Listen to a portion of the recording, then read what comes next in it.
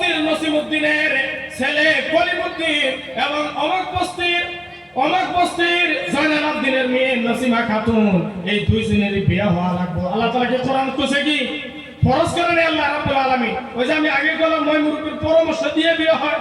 আল্লাহ তাআলা ফরজ করে নাই যে এক বস্তির মেয়ে আরেক বস্তির ছেলে এরা দুইজনই বিয়ে হতে লাগবে। আমি কোরআনের মধ্যে ফরজ করে দিলাম। আল্লাহ তাআলা কোন জায়গায় দেয় নাই।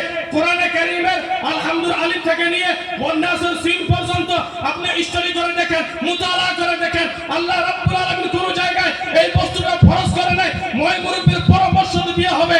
কিন্তু শুনেন, নবীজিকে আল্লাহ রাব্বুল আলামিন কতটুকু পাওয়ার দিয়েছে এটা আমাদের জানার দরকার। বুখারী শরীফ, সুবহানাল্লাহ। কোন কিতাব?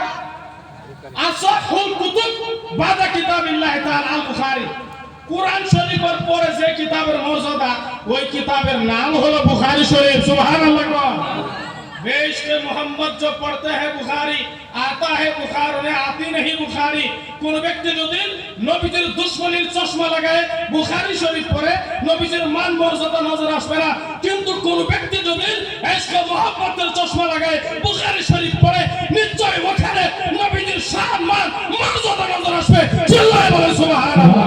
নারে তাকবীর, নারে রিসালাত, মাসলা के आला हजरत मुफ्ती अबू बकर सिद्दीक साहब की मिला की नारे तकबीर। তাহলে বোঝা গেল আল্লাহ রাব্বুল আলামিন ফরজ করে না, পরামর্শ দিবে।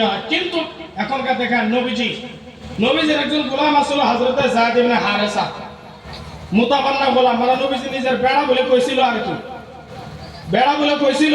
এমন ওনাকে বিয়ে করার নাকি কাজ দিয়ে বিয়ে করাবো। ওনার নবীজির একজন ফুফাতো বোন ছিল হযরত যায়েনব বিনতে জাহাশ। ওনার কাছে বিয়ের প্রস্তাব পাঠালেন নবীজি। তো হযরত যায়েনব বিনতে জাহাশ এটা ভাবে কবুল করেছে যে নবীজি নিজের জন্য আমার কাছে বিয়ের প্রস্তাব পাঠাইছে, কবুল করেছে।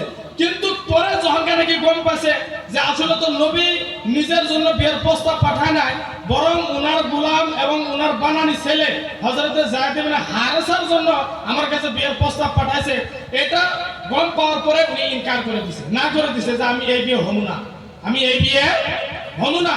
কিন্তু যেহেতু নবীজি পাঠাইছে, আল্লাহ তাআলা ফরজ করে নাই, কিন্তু নবীজি বিয়ের প্রস্তাব পাঠাইছে, ফরজ হয়ে গেছে। বলেন সুবহানাল্লাহ। না করার কোনো গতি নাই। শুনেন, হযরত যায়েনব বিনতে জাহাশ ওনার ভাই হযরত আব্দুল্লাহ ইবনে জাহাশ উনি না করছে যে না, আমার বোনের বিয়ে নবীজির গোলাম, আর ইনি হলো কুরাইশি খানদানের মানুষ, আর যায়েদ ইবনে হারেসা গোলাম। তো গোলাম আর কুরাইশি খানদানের মানুষ কিরকম ভাবে বিয়ে হতে পারে, উনিও নিষেধ করে দিলেন। কিন্তু আল্লাহ রাব্বুল আলামিন কোরআনে কারীমের আয়াত নাযিল করে দিলেন, ওয়ামা কানা লিমুমিনিন ওয়ালা মুমিনাতিন ইযা কাদাল্লাহু ওয়া রাসূলুহু আমরান আন ইয়াকুনা লাহুমুল খিয়ারাতু মিন আমরিহিম ওয়া মান ইয়াসিল্লাহা ওয়া রাসূলুহু ফাকাদ দাল্লা দালালাম মুবিনা। চিল্লায়ে বলেন সুবহানাল্লাহ।